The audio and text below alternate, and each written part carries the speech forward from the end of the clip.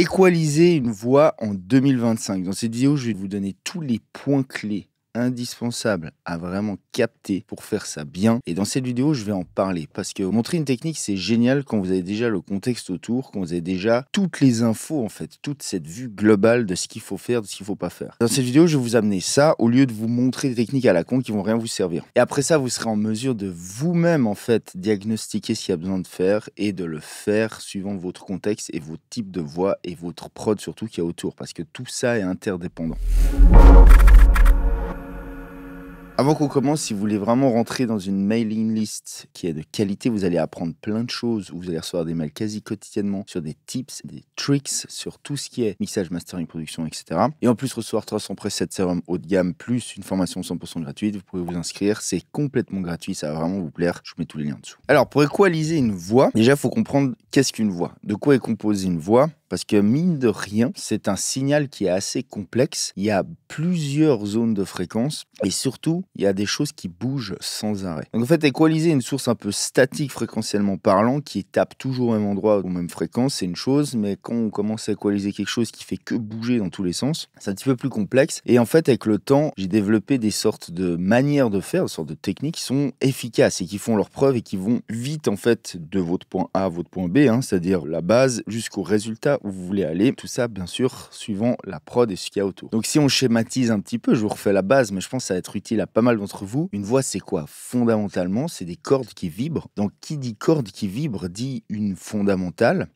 Plus des harmoniques. Puis ces cordes qui vibrent font du son, vont dans notre bouche, dans notre gorge, si vous voulez. Et à partir de là, on va avec notre bouche, notre lèvre, notre langue, faire des bruits pour parler, tout simplement, pour chanter. Et donc, il y a toute une partie de bruit. Donc, en gros, on a une partie fondamentale, on a des harmoniques, et on va avoir une partie noise, bruit, autour, qui va être les sifflantes, tous ces petits bruits, les petits bruits de bouche, il va y avoir aussi les bruits dus à la salive, si vous voulez, etc., etc. D'accord ? Et c'est ça qui fait que c'est un signal, au final, complexe. C'est-à-dire que c'est un signal qui est composé d'infos tonales et d'infos non tonales. Maintenant qu'on sait un petit peu plus ce que c'est que le signal de la voix, il y a d'autres facteurs, en fait, qui vont influencer sur comment sonne la voix de base. Parce que quand vous enregistrez une source avec un micro, il va y avoir quelque part une sorte d'identité sonore qui va être printée dans l'audio. C'est-à-dire, c'est le son qu'on enregistre et on va devoir faire avec ça. Mais pour une même voix dans un même environnement acoustique placé au même endroit dans la pièce, on peut avoir plusieurs sons, en fait, en enregistrant via deux facteurs, notamment via le micro. Donc un micro, c'est pareil, c'est un appareil qui va, en gros, je schématise à l'extrême, mais qui va convertir le signal acoustique en un signal électrique. Pour faire cette conversion, il y a plusieurs technologies de micro, il y a les dynamiques, il y a les condos, les rubans, et suivant lequel vous utilisez, vous allez avoir une conversion qui va directement, en fait, influencer le son de la voix. Et vous, concrètement, c'est ça que vous allez équaliser. Donc le choix du micro va influencer clairement le son. Il y a aussi le préampli dans une moindre mesure. Le préampli, ici, on s'en fout un peu plus parce que ça va être moins colorant, même si bien sûr il y a des gros préamplis qui colorent, qui saturent un peu, etc. Ça va avoir un moins gros impact, si vous voulez, sur la balance en fréquence, etc. de la voix, de la prise. Et pour finir, comme j'ai dit avant, il y a aussi bien sûr l'acoustique. L'acoustique, mine de rien, ça peut grandement influencer sur comment vous allez équaliser derrière. Parce que si vous êtes dans une petite pièce, par exemple, dans un petit cabinet, et que du coup vous avez des résonances, c'est-à-dire vous avez en gros des ondes stationnaires dans votre espace acoustique qui tombent pile poil typiquement dans les bas mids vers la fondamentale ou les harmoniques,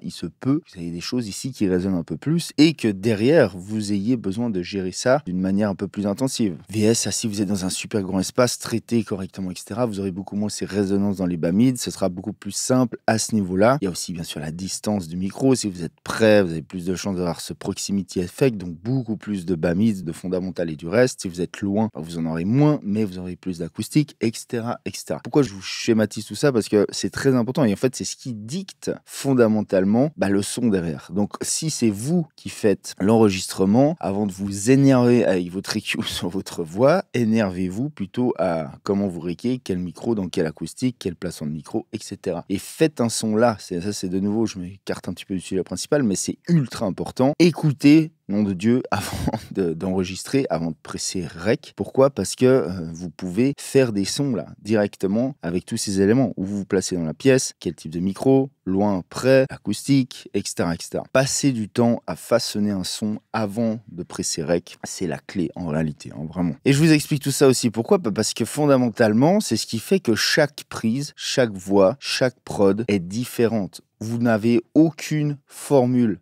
magique pour équaliser, placer, mixer une voix. Parce que déjà, la prise va totalement influencer comment sonne votre voix. Et déjà, à partir de là, on va avoir des tonnes d'options, en fait, si vous voulez, différentes de traitement. C'est pour ça que toutes ces vidéos qui vous montrent une chaîne vocale, une manière de faire, faites ci, faites ça, c'est du bullshit dans l'absolu. Ça vous aidera pas vraiment. Surtout si vous n'avez pas compris justement toutes ces choses. Et qu'est-ce qui fait que vous pouvez avoir tel ou tel son et qu'est-ce qui va faire derrière que vous allez devoir, en fait, faire tel ou tel traitement. Ok, c'est ce que j'essaie de vous apporter dans cette vidéo. C'est un petit peu toutes ces notions, toutes ces checklists pour que vous-même, vous puissiez vous dire, ok, j'ai une voix qui est comme ça, j'ai une prod qui est comme ça, je veux la faire fit dedans, ben voilà où je dois aller, j'ai besoin de faire ça, ça, ça. Et suivant ce que vous avez besoin de faire, vous allez appliquer tel ou tel EQ technique, ça. Donc pour ceux qui souhaiteraient voir la mise en place d'une voix de A à Z dans un mix en contexte, avec tout le reste derrière, tout le process, en partant vraiment des prises rough jusqu'au résultat final d'une track prêt à release. Je fais ça par exemple dans ma formation mixage ultimate, si ça vous intéresse, vraiment de vous former sur le mixage de manière deep et bien entendu en même temps sur la voix. Cette formation pourra vraiment vous aider et en même temps ça supporte toutes ces vidéos que je vous fais, donc si ça vous intéresse je vous mets tous les liens dans la description. Autrement j'ai aussi plein d'autres formations qui peuvent vous aider sur plein d'autres topics dans la production, le mixage, le mastering. Si tout ça ça vous intéresse, juste d'aller ne serait-ce que checker, je vous mets tous les liens. Donc dans l'ordre, on va parler un petit peu de ce qui se fait dans l'ordre le plus logiquement possible. On va généralement déjà nettoyer notre voix. Petite parenthèse encore, bien sûr, éditez-moi ces fucking prises comme il faut avant même de commencer à équaliser. Faites de l'édit, faites du nivelage en termes de clip gain, que tout soit le plus clean possible avant de commencer à foutre n'importe quel EQ ou n'importe quel process de manière générale sur votre voix. En partant du principe que tout ça c'est fait, on va souvent quand même en premier nettoyer, c'est-à-dire en gros placer un filtre. On place généralement un filtre dans le bas, pourquoi? Parce que quand on enregistre, il peut y avoir des fréquences un peu trop graves, un peu trop dans les subs qui peuvent s'enregistrer, il peut y avoir du bruit, il peut y avoir tout plein de facteurs qui font qu'on a de l'énergie trop bas dans le spectre qui n'est absolument pas utile dans notre signal et donc on peut aller nettoyer un petit peu ça. Là il y a beaucoup d'erreurs qui sont faites, genre des filtres trop raides en pente qui vont trop haut. Sachez de manière générale, plus vous avez un filtre raide, plus vous faites un déphasage extrême autour de votre fréquence de coupure, ce qui n'est pas forcément problématique, mais néanmoins c'est un process supplémentaire qui s'ajoute sur votre audio. Donc si de base vous avez une super source, vous voulez rester le plus clean possible, faites plutôt des filtres assez lents en pente, c'est-à-dire des pentes un peu lentes, et n'allez pas trop haut, n'allez pas limer la fondamentale. S'il y a besoin de limer cette fondamentale, on fera plus tard d'autres manière, et je vais y venir. Mais la première partie du filtre, c'est juste vraiment filtrer, enlever l'extrême basse qui peut gêner s'il y a quelque chose, mais allez-y mollo de manière générale et pas trop haut. Laissez un petit peu de marge dessous. Maintenant, il y a un truc qui est ultra sous-coté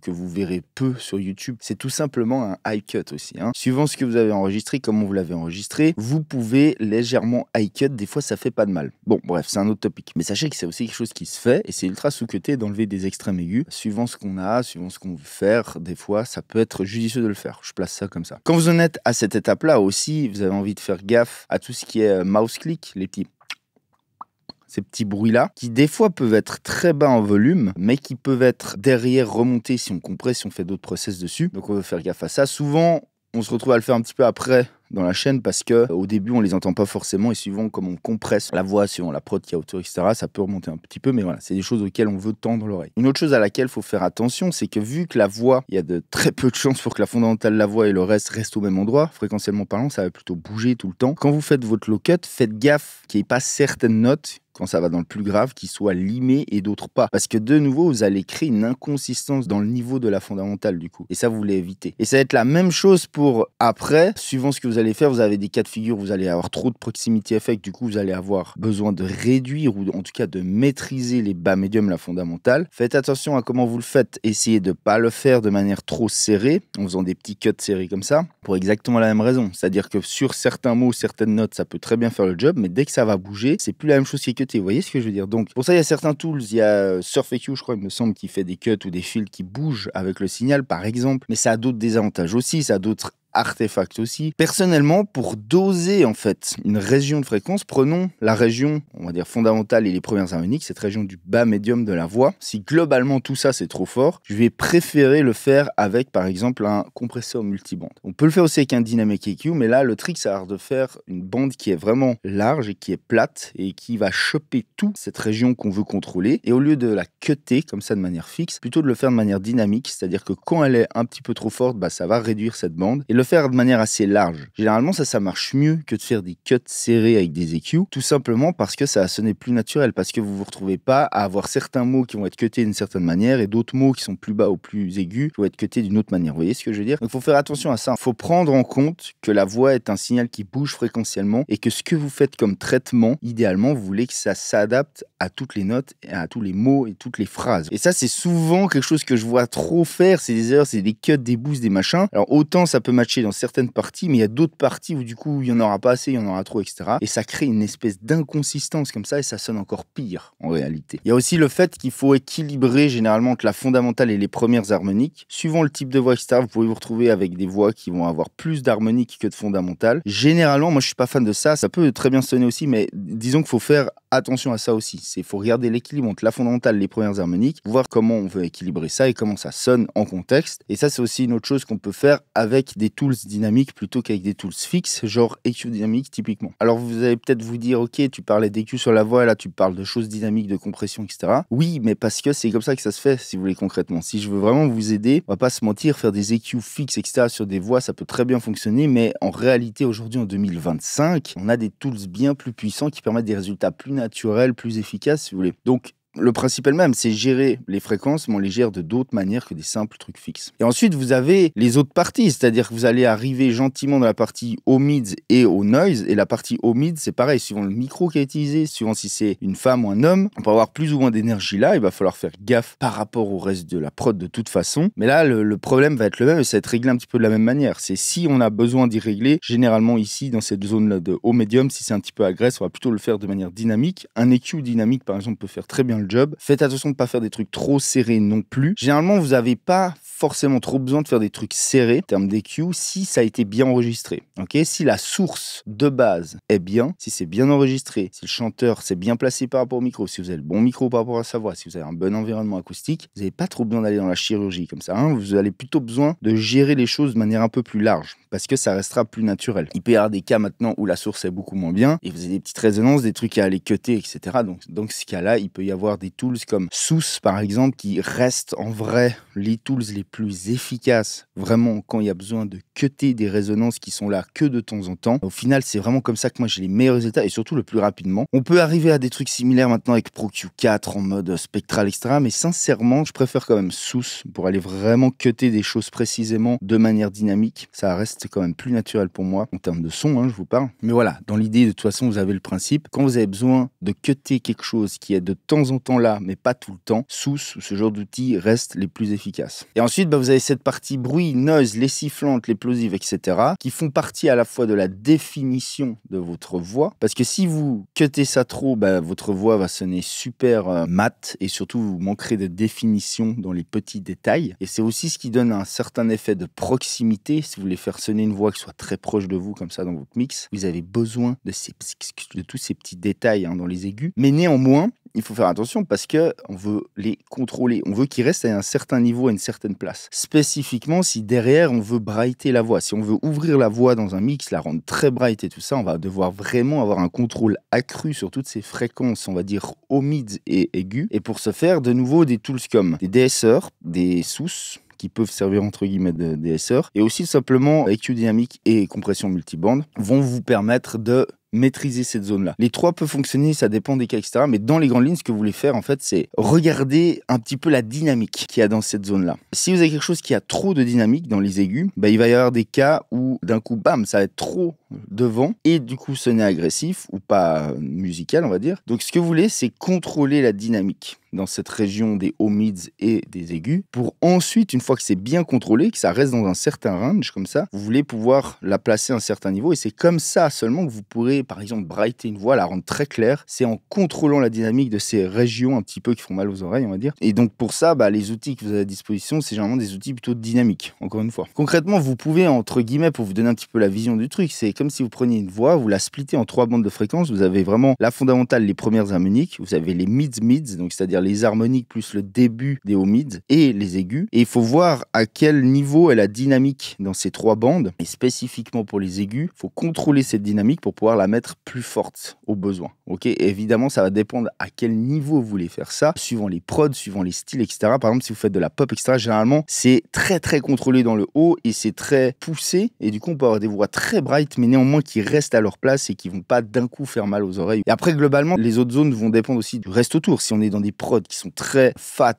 où il n'y a pas énormément de dynamique, en fait très dense, et on va devoir d'autant plus compresser la voix pour la mettre à sa place et qu'elle y reste, etc., quoi. Après, là, on partirait plus sur l'aspect dynamique globalement de la voix que de l'équalisation. Mais donc voilà, pour faire simple, vous avez des zones comme ça de fréquences sur votre voix. Il faut un petit peu savoir les distinguer. Il faut savoir repérer par rapport au type de voix, par rapport à la source et par rapport à la prod, qu'est-ce que vous avez besoin de faire et après appliquer ces techniques. Mais de manière générale, si vous avez cette approche-là, je pense que ça vous donne déjà une belle carte en fait de ce qui se passe et de comment y aller, de comment attaquer. Et bien sûr, globalement, en termes d'EQ, ce que vous voulez sur une voix, c'est avoir un équilibre, c'est-à-dire quelque chose qui soit équilibré globalement, juste la voix entre la fondamentale, les harmoniques et la partie bruit, quoi. Et bien sûr, une fois que tout est contrôlé de manière dynamique, rien n'empêche de mettre un joli EQ, par exemple, qui émule de l'analo, j'en sais rien, plus le texte que vous avez envie, et de faire ce qu'on appelle du contouring, c'est-à-dire vraiment lui donner un shape comme ça fréquentiel. Mais pour faire ça, il faut déjà avoir quelque chose qui soit bien contrôlé. Parce que si vous voulez brighter, de nouveau, il faut avoir contrôlé les aigus. Si vous voulez rajouter du bas, mais que votre bas est trop dynamique, il va y avoir des moments où il y en a trop, etc. C'est toujours le même principe, quoi. Donc, contrôlez dynamiquement chaque partie de fréquence, et ensuite, vous pourrez faire un joli contouring avec un EQ plutôt fixe, par exemple, qui émule quelque chose, qui peut rajouter en même temps un petit peu de couleur. Et voilà comment vous pouvez, en gros, équaliser une voix, hein. Donc, une partie, je vous résume, nettoyage, une partie contrôle plutôt dynamique, et après, une partie un peu contouring, où on lui donne un shape comme ça en fréquence. Si vous voulez d'autres vidéos sur les voix, les traitements de voix, le mixage, je vous propose cette playlist. Les gens, c'était Igor Shade. Ce sera cette vidéo, je vous dis à plus. Ciao.